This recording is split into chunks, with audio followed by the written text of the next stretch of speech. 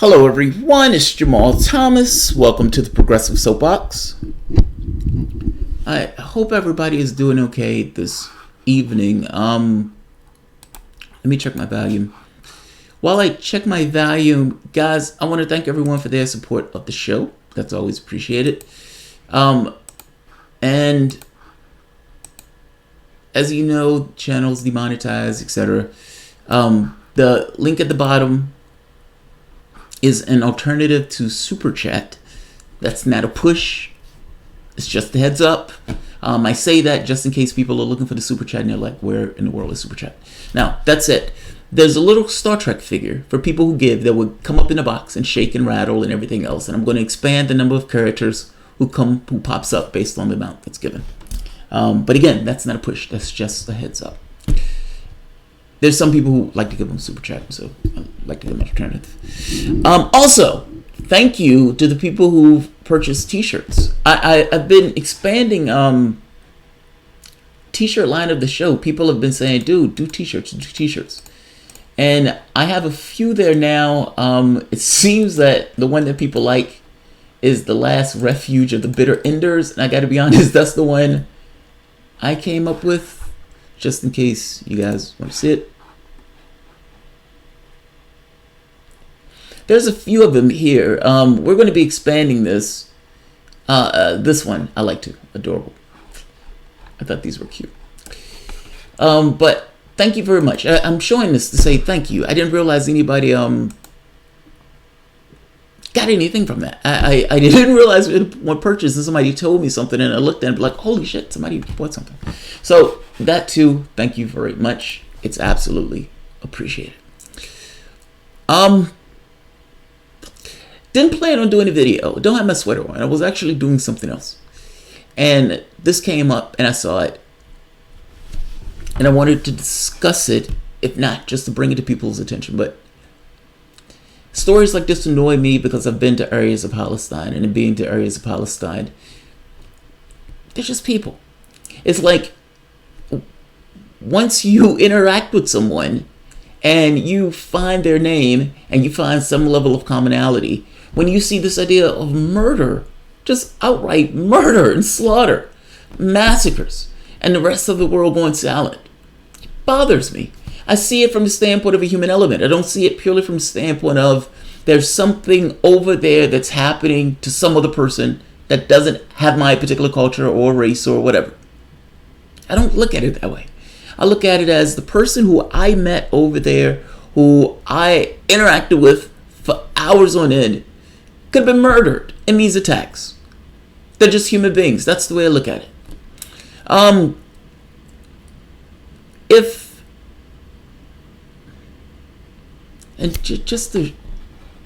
me start this way. If you were raised into a society, and in that society, you were told you were under threat, you were under assault, there are terrorists who want to kill you, rip your heart out, eat it in front of your mother. If you were raised into this level of propaganda, just ensconced in it, from the time you were an infant to the time you were 18 or 19, in which point you went into the military, in which case you proceeded to further indoctrination with regards to protection and maintenance of the current state, if not a further propagation of that state. You have tanks, you have airplanes, fighter planes, you have nuclear weapons, you have one of the top militaries in the world, and even with the number of top militaries in the world, you also have a country, Big Brother, that supports you, giving you billions of dollars a year, weapons, resources. And that country itself nearly spends $1 trillion on its military, nearly. I'm saying nearly. I think it's like 700 billion. And yet, nevertheless, still this argument proceeds. And people drink that propaganda up like nobody's business. Now the thing is, you were told that you were protecting the Jewish state, and that the animals that are out there who are trying to take that state away from you, and that needs to be pushed back and protected. They're terrorists, they're animals, etc., etc., etc. Now, here's the catch. From the perspective of the individual that's in that state, that has endured that level of propaganda for that length of time, they may think that's true. And everything that takes place that creates some level of distinction in their head, some level of threat to them, may fulfill that thought that, hey, they're right. What I've learned implicitly and explicitly is right. Look at these people. They're animals. Look at them. Look at them. They're throwing rocks. How dare they? Sometimes they're missiles that are flying into that area. How dare they? Here's the catch, though. The stark reality of it is, this is the truth. This is what Palestine was. This is what Palestine was in 47, 67, 2012, and it's even less today. That soldier, that person who was raised into that particular propagandized culture, doesn't look at it from that standpoint, because that person wasn't born during that time. That person was born maybe during some other time, and they were told something else. And the fact of it is, he wants to propagate this state to where it is. There is a distinction of power, clearly, where they're getting more and more land. He wants the propagation of that Jewish state, because that's where he was raised. He believes at this point, this is to some degree his birthright, because that's what he's been propagandized to believe. And again, the people who are fighting back in this case are fighting back because you're stealing their land and putting them in inhospitable conditions. But they don't look at it that way.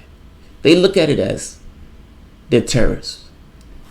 They're terrorists. Now, this is an amazing thing, and it takes a certain special type of propaganda in order to get this across.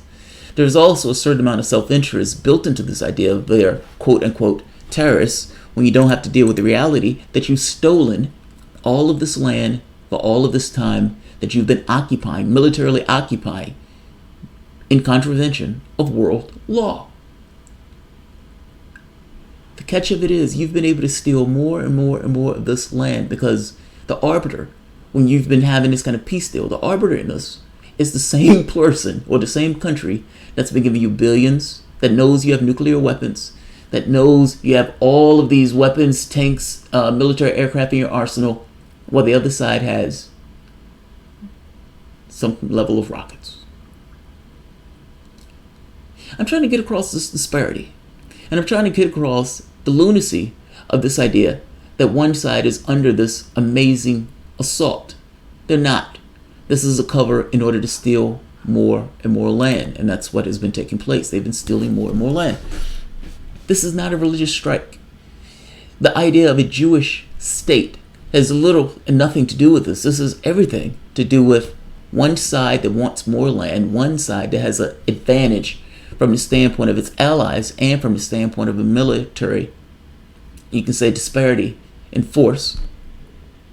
And they utilize that in order to pacify and ultimately to cleanse that area of the Palestinians in order to make this entirety a Jewish state. Right now they are a Jewish state. But there are people who are living here that aren't Jewish, the original inhabitants of this particular location. And they're doing their best to get rid of them with the backing and support of the United States. In lieu of this, recently, the most moral military in the world has killed a pregnant woman and a toddler. Apparently the toddler was looking pretty dangerous and he had to be pacified. The BBC gets the story. They're doing airstrikes in civilian-held territories. And just so we're clear, this is not accidental. Israel just launched multiple airstrikes destroying Al-Mesh Cultural Center in Gaza, a public area that hosts cultural festivities and art events. This comes less than 24 hours after Israeli airstrikes killed 3 Palestinians on Wednesday night. Listen to how and the reasoning all this happened. The moment Israeli fighters leveled Al-Mizra Establishment for Culture and Science to the ground, which is located in a densely populated area in Gaza City. Several kids and photojournalists were among the 18 injured. Here's the thing. That kid who grew up in this propagandized culture, who may have been flying this airplane that murdered that pregnant woman and that toddler.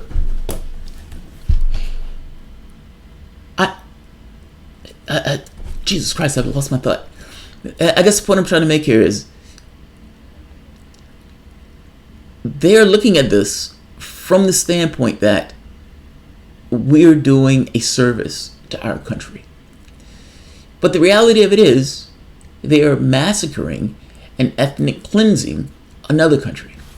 They're doing this in a densely populated territory. Do you honestly believe that they didn't think there were going to be civilian casualties by shooting and killing people in a densely populated territory? Also, just by virtue of them having this particular ideology that the people who were originally occupying the territory are somehow terrorists because those people don't want to be subjugated by an occupying force, immediately you can imagine that would breed a certain amount of racism in dealing with what they consider to be terrorists. It makes all the sense in the world. That's not necessarily a thing that's a black mark on them. It's more so this. It is a black mark on them, but it's one of those things, just being human beings, that if you're in a military conflict with somebody, there's a certain degree of dehumanizing the thing that you're fighting in order to kill that particular thing more effectively without thinking of that thing as a full-blown human being. The culture breeds a certain degree of terrorism in the way that they go about their affairs. That's what I'm getting at. Let's keep going with this, because I'm not going to keep this long. Right here. According to Haaretz, Israeli Defense Forces intentionally targeted civilians with the goal of causing residents to understand the price of escalation and placing Hamas in a problematic situation. Group punishment. Do you remember the Nazis used to do group punishment? I've heard people make the argument that because Israelis suffered a Holocaust, that they are somehow supposedly okay with committing somewhat of another Holocaust. That's utter nonsense. I understand the difficulties associated with them going through what they went through, but the idea that because they suffered, they can put that suffering on somebody else, that is utter nonsense. Palestinians had nothing to do with their suffering, but they are causing the suffering of somebody else, while at the exact same token screaming that the Palestinians don't want them to have Israel or wants the destruction of Israel. They are at the exact same token destroying Palestine, the habitable space of somebody else. Palestine is at the brink of collapse. Water, I think, is like 90% undrinkable. You can see for yourself the landmass is for the most part almost incomplete. What is the end goal to this? Is the end goal just the ethnic cleansing, kind of like what the Americans did to the Indians or Native Americans? What is the end result? You don't want a single state of Israel. You can't partition it at this point into two states of Palestine. What is logically the end result? In this case, according to Haaretz, Israeli Defense Force intentionally targeted civilians, essentially group punishment. Leveling buildings in the middle of territory. These are warplanes attacking somebody without a country, without a military. It's not even a country. Warplanes attacking civilians. They don't have a military. They don't have a defense force.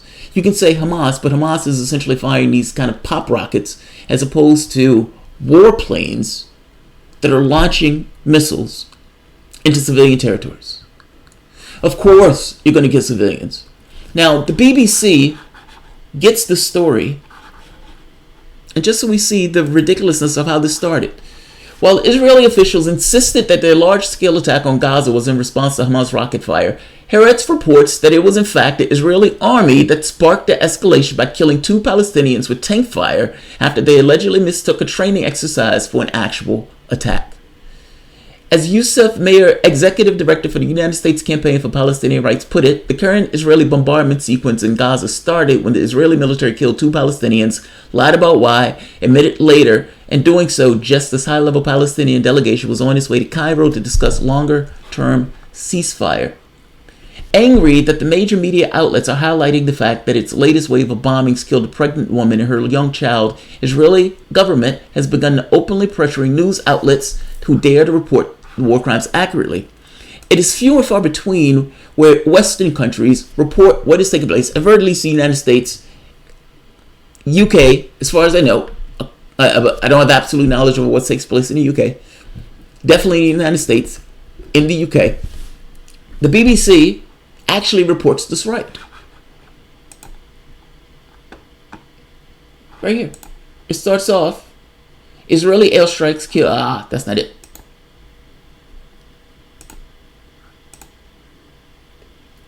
So,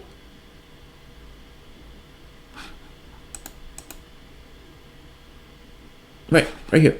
So BBC initially reports Israeli airstrikes kill woman and toddler. Yes, that's true. That's exactly what took place. Israel complains. This is a factually true statement. They attacked a civilian center, intentionally attacking a civilian center. Haaretz is an Israeli newspaper. An Israeli newspaper is saying it itself. They intentionally attacked a civilian area, knowing it was densely populated with warplanes.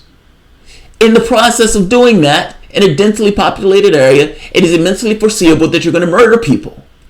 In the process of doing that, they murdered a woman and a toddler. And it was murder because the woman in no way was a threat to the warplane that was flying overhead of the civilian center. Israel complains, and they changed the headline. Gaza airstrikes kill woman and child after rockets hit Israel. Those are two different headlines. And this is a lie.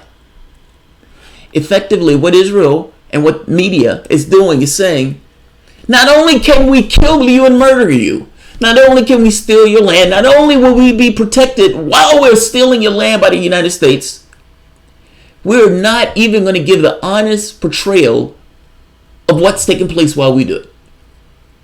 We don't want the world to know that you're being killed and murdered and maimed. We don't want that to get out, so we are going to constrain the stories. Why are you constraining the stories? If the BBC had any level of earnestness and integrity in reporting this, this is a factually true story. Israel airstrikes kills a woman and a toddler. That's exactly what took place. This mischaracterizes what happened, seeing as Israel was the one that fucked up and started this escalation in the first place. This is a lie. This is a lie. And by the way, this is not just the BBC. Facebook has also been taking down Palestinian sites. Corporate America. The 1% controlling the information that you get. Isn't that awesome?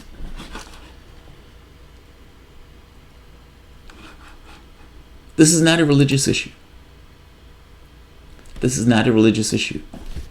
And Palestinians have all the right in the world to be upset that their land is being stolen and occupied and push back against the fact that their land is being stolen, occupied, and they've been ethnically cleansed. For whatever reason, I don't understand this idea that Israel and Western nations want Palestinians to be ethnically cleansed with a smile. And yet that seems to be the case that they want, including the media organizations that support and lie about what's taking place in pursuit of protecting Israel. I think back, kind of like Craig Murray, about what allows for genocides and holocausts to take place. And I suspect it really is when good people stand by and do nothing. And I mean that for people like the BBC, who stands by and sanitizes stories, the Western media, who sees what's going on and sanitizes stories, and as Palestinians die, get imprisoned, beaten, tortured, massacred, as Israel commits murders all throughout the globe, these guys stand by and say nothing. They stand by and say nothing. I'm going to end this. This one has gone on a bit too long. I wanted to get across the story. I do stories like this because I want to get across that these are the people who we are protecting and we are supporting. Saudi Arabia is bad enough. This is just as bad, seeing as they have an open-air ghetto apartheid state. This has nothing to do with them being Jews. This has everything to do with them being human beings who want land and wants this land for themselves. This is not a religious issue. This is an issue of one side, a colonial force stealing land, and another colonial force protecting them as they steal that land seeing as Israel does the dirty work of the United States in the Middle East. That's what this is about. That's the entirety of this. The people who say this has gone on for eons are they don't know what the hell they're talking about. On the Pico Sykes Agreement, the Balfour document, for the most part, put this out going back all the way in World War One. Yes, the stuff didn't get implemented until World War II, but for the most part, I'm trying to make the point. This is not a religious issue. One side is massacring another side. The rest of the world is allowing this to take place. This is a colonizing force. Modern day colonialization, with the rest of the world standing by and allowing it to take place. All right, guys, I'm going to leave this here. I didn't want to keep this as long as I wanted to keep this, but all right, guys, if you enjoy the content, please feel free to share, like, subscribe, and of course, you can always support the Patreon. Thanks, guys.